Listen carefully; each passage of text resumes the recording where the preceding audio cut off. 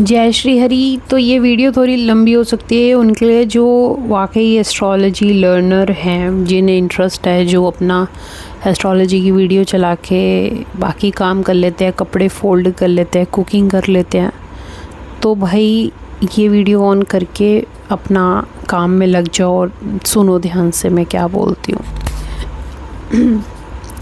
तो विवाह सहम जो टेक्निक है वो शादी की टाइमिंग के लिए होती है, राइट। तो मतलब उसमें आप क्या कर रहे हो कि लग्ना लॉर्ड प्लस सेवंथ लॉर्ड की डिग्री ऐड कर रहे हो और क्यूमुलेटिव डिग्री की बात कर रही हूँ मैं यहाँ, ठीक है। और अगर वो 360 से ज़्यादा आ रही है तो उसमें 360 माइनस कर रहे हो। वो जिस भी राशि में वो पॉइंट पड़ा है तो उस राशि से जब जुपिटर गोचर करेगा या वहाँ देखेगा तो आपकी लाइफ में आपका स्पाउस आएगा, ठीक है। अब ये पॉइंट कई बार आएगा, ठीक है। अब इसमें ना एक चीज़ है, पता है, ऐसा ज़रूरी नहीं है कि आपका लाइफ पार्टनर जिससे इस जन्म में शादी होनी है वही मिल जाए आपको, नहीं। मतलब इसमें जो आपकी लाइफ में आएंगे वो ना किसी जन्म में आपके स्पाउस रह चुके हैं। कुछ ना कुछ कर्मा अधूरा था, मतलब कि हर बार कोई नया इंसान आ जाए ऐसा भी पॉसिबल है। और उससे कनेक्शन ऐसा रहे कि आपको लगे इससे शादी हो जाएगी। देखो कोई भी ये तो सोच के रिलेशन नहीं रखता है कि ये तो मेरा टेम्परेरी है, मतलब ठीक है अब ये सब पॉपुलर हो रहा है, बट मोस्टली शुरू में सब ये सोचते हैं कि हाँ भाई इससे शादी होगी। तो ऐसा नहीं है कि विवाह सहम टेक्निक से मान लो कि कोई टाइम बैठ रहा है और उस टाइम आप किसी से मिले तो आप सोचो भाई इससे तो मेरी पक्का शादी हो ही जाएगी और आप उसके साथ रिलेशनशिप में, मतलब तभी ये उम्मीद बनेगी। या कोई अरेंज रिश्ता आया है तो ऐसा तो नहीं है।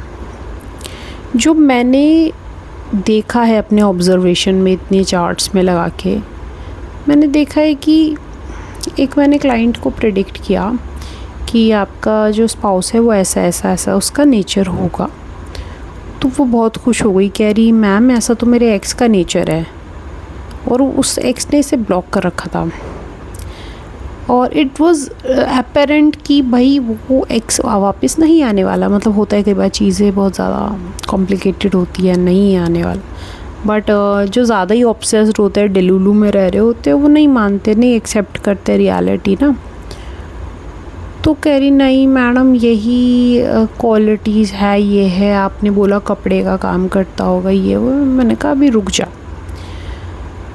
फिर 6 महीने बाद उसको जो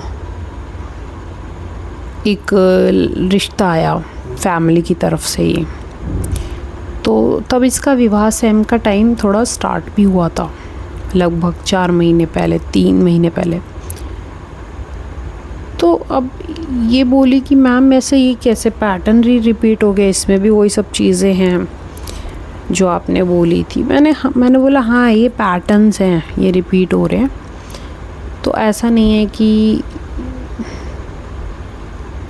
सारी क्वालिटीज़ एक ही में होगी। और even not just life partner, जो आपके फादर हैं, ठीक है, उनकी जो क्वालिटीज़ है ना वो आपके फादरली फिगर में भी होगी। मतलब अगर किसी कोई अंकल है, उन्हें आपने अपने पापा मान लिया कि हाँ ये मेरे पिताजी जैसे हैं, मैं इनका मुंह बोला बेटा हूँ या बेटी हूँ, तो पता है आपको ये भी पैटर्न दिखेगा कि वो भी आपके फादर जैसी हैं, उनकी बहुत सारी हरकतें। मतलब सेम गोज़ विद मम्मा भी, same goes with partner also.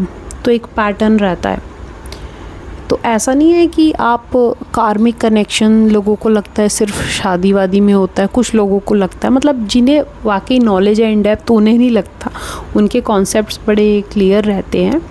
But कुछ लोगों को ऐसा भी लगता है कि ये जो कार्मिक कनेक्शन है, कई लोग आते हैं कि ये मेरा कार्मिक था क्या। अरे भैया कार्मिक ही था ना, तुम 1 महीने में किसी के लिए इतना सीरियस हो गए तो वो कहीं ना कहीं पहले का छूटा हुआ ही है। मतलब ये इट इज़ वेरी ऑब्वियस, इसमें कोई मतलब ऐसे बहुत बड़ी और अनोखी बात भी नहीं है कि 1 महीने में तुम्हें किसी के लिए डीपली फ़ील हुआ तो वो कार्मिक है क्या? तो हाँ, वो कार्मिक है। ये हाँ में बहुत ज़्यादा ऐसा कुछ बहुत बड़ी बात नहीं है, ठीक है कार्मिक ही है। मतलब जो आपने किसी से लिफ्ट मांगी, उसने आपको रास्ता दे दिया, मतलब सॉरी ड्रॉप कर दिया सेफली।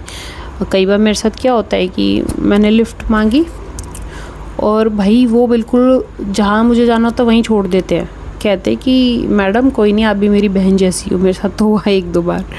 तो अब ये भी कार्मिक ही है। अब इसमें मैं ये हवा बना के सोच लूँ, हो कार्मिक है हो। अब लव रिलेशनशिप में लेकिन हम क्या होते हैं, ज़्यादा ही डिल्यूजनल होते हैं, तो हमें ज़्यादा ही अंदरूनी खुशी मिल जाती है सोच के। लेकिन कार्मिक तो है ही, कुछ ना कुछ कार्मिक अकाउंट है, तभी उस बंदे ने हमारी हेल्प की या कुछ ऐसा किया।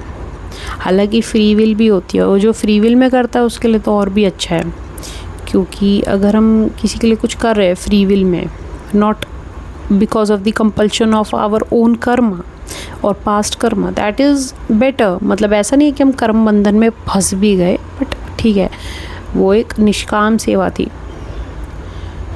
तो ये वीडियो मैंने बस इसीलिए बनाई कि आप विवाह से हम से देख रहे हो, जो कि बहुत अच्छी टेक्निक है।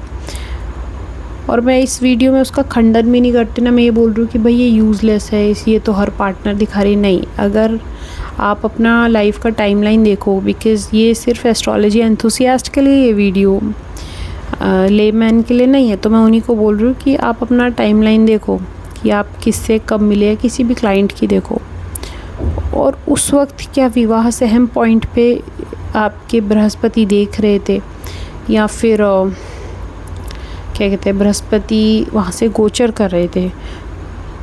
तो वो फिर उसमें नोट करो, और ये जो आपकी ऑब्जर्वेशन है ये आपको हेल्प करेगी। ठीक है, तो अभी के लिए फ़िलहाल इतना ही। जय श्री राम, जय राम, जय जय राम।